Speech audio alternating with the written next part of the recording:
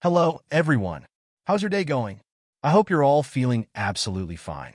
Today, we're diving into some of the juiciest dilemmas from our Am I the A-hole? These stories are bound to get you thinking. So let's jump right in. Am I the a-hole for going off on my sister's foster mom after she celebrated the fact that she's now an orphan? For context, I raised most of my 6 siblings, and we all got put into foster care in October. Back at the very start of NOV, my youngest 2 siblings were placed with them. The visits were every other week at the start, and at the first one I showed up having not seen them in 2 weeks. When they arrived, the youngest of the two, 9 months now, was asleep in her car seat. She insisted that I shouldn't wake her, despite only having an hour. I woke her up to interact, and the 3 of us just read books together on the chair, just general interaction. No fussing or anything happening, but she was glaring at me the whole time.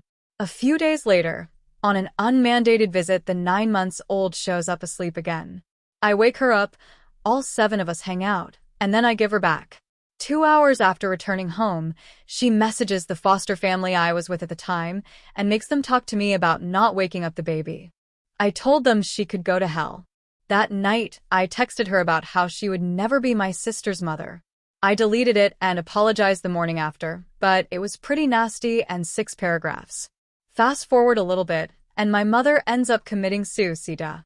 Because of this, we were granted weekly visits instead. Days after, we had a visit and this woman was ecstatic. My siblings and I were there, the older few of us just dumbfounded by all that's happened, and there she was smiling. This time she came with the baby in a carrier, so I couldn't really just take her out. After 10 minutes, I went up and asked to hold her. She replied that I couldn't right now, despite that fact that the baby was awake. I asked her at 4 times before the visit ended. I managed to not lose it, but on the next visit she shows up gushing to all the other foster parents about how she and her husband are so lucky to get orphans on only her 3rd placement. I didn't say anything, but that ticked me off. I had just switched my own placements, and my foster moms didn't know about the previous incident. During yesterday's visit, she kept talking the same way, saying things like, "It's sad she died and all, but I've always wanted to have kids, and it's so nice to adopt babies, That way they're not all messed up and disobedient later on. Especially when you won't have to deal with their bio parents." I don't know if it's just me, but that in combination with everything leading up to it just said it OFF. At the end of the visit, when it was just my 9-year-old brother, me, my foster moms, my brother's foster mom, and her husband took the kids to the car while she was hanging back to talk a minute longer with the other moms, I did not hold back, screaming at her for a good 4 or 5 minutes about, "She isn't a saint, to never mention my parents like that. She will never be a real mom to my siblings, and just generally frick you." She looked genuinely upset, and today my therapist suggested that I might have blown it out of proportion because of pent-up anger from other things. You're in such a heartbreaking and intense situation. Losing a parent is devastating, and having someone celebrate that tragedy is beyond insensitive. It's understandable that you felt the need to defend your siblings and your late parents, especially after everything you've been through. While staying calm might have been ideal, her behavior was genuinely hurtful and crossed so many lines. In my opinion, you're not the a-hole here. Your reaction came from a place of love and protection for your siblings. And honestly, the foster mom's comments were completely out of line. Am I the a-hole for not telling a man that the research he was mansplaining to me was my own? I don't normally post on Reddit, so please forgive me if I do this wrong. I, 33F, work in a very small, technical, specific, male-dominated field. I won't give too much information on it, as I think you could easily find my identity if I did, but let's just say it's a subcategory of law. I graduated 9 years ago. For anyone wondering, the system in my country is different than in the US, so I only studied for 5 years, and am now a lawyer as well as a researcher. I publish some work here and there, but nothing too major, and no one outside of that field knows my work. Yesterday, I went to a bar with a couple of friends who introduced me to one of their friends who works in the same field as me. I was pretty excited to meet him because it's rare to meet people who work in that field. He doesn't exactly do the same thing as I do. He's not a lawyer but a legal advisor, but we work on the same topics. So naturally we started talking about our work. At one point we were discussing a point on which we had different opinions, so I explained mine to him, and he replied by saying that my opinion was based on nothing while his was based on the work of a professional. You guessed it, me. He basically started explaining my work to me, but in a completely wrong way and missed all of my points. I asked him if he was sure that that was what the author meant, and he said that he was because it was pretty simple actually. For another good 20 minutes, he explained all of it to me in detail like I was a first-year law student. I didn't say anything because it was pretty funny to watch him say things that were completely wrong with so much confidence. After that, the topic changed and the night went on. But at the end of the night, right before leaving, I decided to tell him that I was actually the person that wrote the work he had quoted and that he hadn't really understood it. He reacted very badly and got angry, and he told me that I had manipulated him to humiliate him. He yelled at me for not saying it was my work at the beginning. I simply replied that he had embarrassed himself and left. I woke up this morning to texts from my friends saying I was wrong for causing drama and tension and that I could have been nicer to their friend. I'm not sure if I'm in the wrong there. I mean, yes, I could have told him right away, but is it that big of a deal that I didn't? I'm not exactly sure. Am I the a-hole? Edit.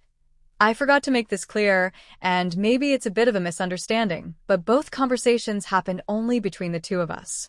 We were the only ones talking about our work, and our friends also weren't really there when I told him that I was the author. So it's not like I publicly humiliated him. The only thing embarrassing for him here is that a woman seemed smarter than him, and I think that's what he had an issue with. This situation sounds like something straight out of a mansplaining textbook. You're in a male-dominated field, and here's this guy confidently explaining your own work to you, completely misinterpreting it along the way. The fact that you didn't call him out immediately probably left him feeling embarrassed when the truth came out, but he should have been more humble when discussing something he clearly didn't understand. It's almost like he was too focused on proving himself, right, to actually listen to you. In my opinion, you're not the a-hole here. He should have listened to you in the first place instead of assuming he knew better. You were well within your rights to let him know he made a fool of himself. Am I the a-hole for refusing to lend my tools to a neighbor who never returns them?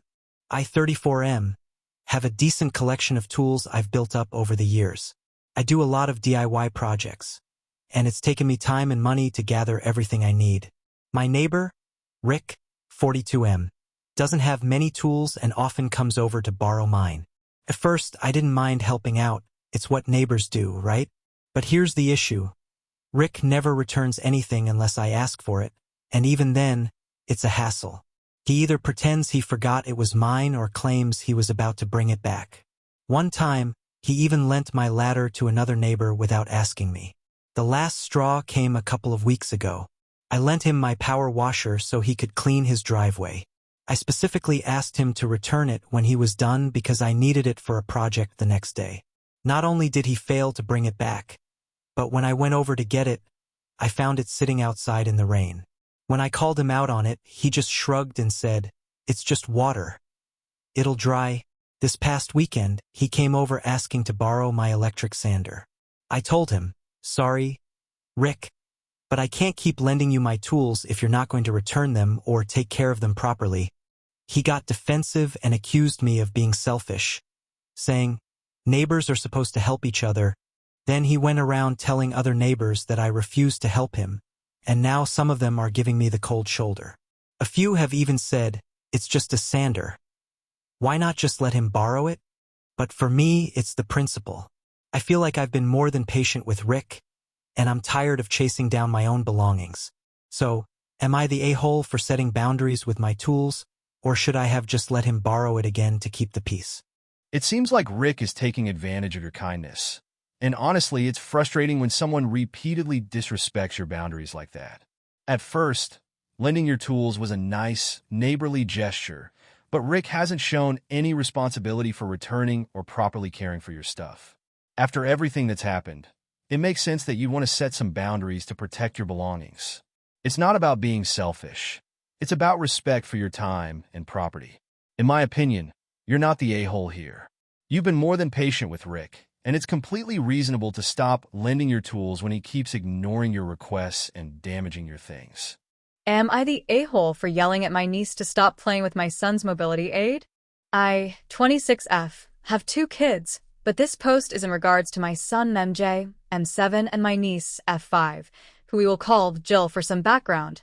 My son has some mobility issues that make it extremely hard for him to walk on his own. He uses a walker in most cases, but at home he uses something we call his scoot-around that his doctor had made epically for him. MJ can sit on it and use his legs to push. It has wheels on the bottom and looks kinda like an elephant. I hope this description makes sense. It helps him strengthen his legs, is fun, and also helps him zip around the house easier. Yesterday my sister and her kids were over and playing with my son. I noticed Jill on the scoot-around and asked her to please get off as it isn't a toy, it's to help MJ walk. My son says, "It's okay, Mom." I'm showing all my cousins how it works, so at this time I did back off and let them continue. About 30 minutes later my son texts me while I'm in the other room with my sister and asks for help. I run upstairs and see Jill playing recklessly with a scoot-around. My son was upset because he said it needed to be charged and he needed to go to the bathroom, and she would not get off. I helped my son to the bathroom first, and when we came back I did ask Jill twice nicely to get off and she refused and whined. I did end up raising my voice at her, which made her leave it alone. Next thing I know my sister is running down screaming at me for making Jill cry. I explained the situation and how MJ's scoot-around was not a toy. Sister said I shouldn't have it out around other kids if they can't play with it, and said my son doesn't need it because he has a walker. I also explained the way Jill was playing with it could have broken it, but she doubled down. I made them get out. My nephews were supposed to stay over with MJ, so I asked if it was okay for them to still stay, and my son said yes, but that Jill had to leave. As soon as my sister got home, she, her husband, and my mom all started calling and texting saying I was the asshole. My husband is on my side, but nobody else is, so ick. Am I the a-hole? It sounds like you were just trying to protect something essential for your son's well-being. The scoot-around is not only a tool to help him with mobility, but also an important part of his routine. So it makes sense that you want to keep it in good condition and prevent it from being treated like a toy. I can understand your frustration, especially when Jill didn't listen after you politely asked her to stop. Your sister's reaction was a bit out of line, too, considering she should have been more understanding of your son's needs. In my opinion, you're not the a-hole here. You were setting boundaries to protect your son's equipment, and it's completely reasonable to expect others to respect that. So, that's it for today's Am I the A-hole stories. We've seen some pretty wild situations, whether it's standing up for your siblings, dealing with mansplaining, protecting your tools, or setting boundaries for your kids' special needs equipment. Do you agree with my opinions on these? Let us know in the comments below if you think any of these people were in the wrong, or if you'd have handled things differently. And hey, if you liked the video, don't forget to hit that subscribe button, drop a like, and share your thoughts with us. Stay fine, everyone.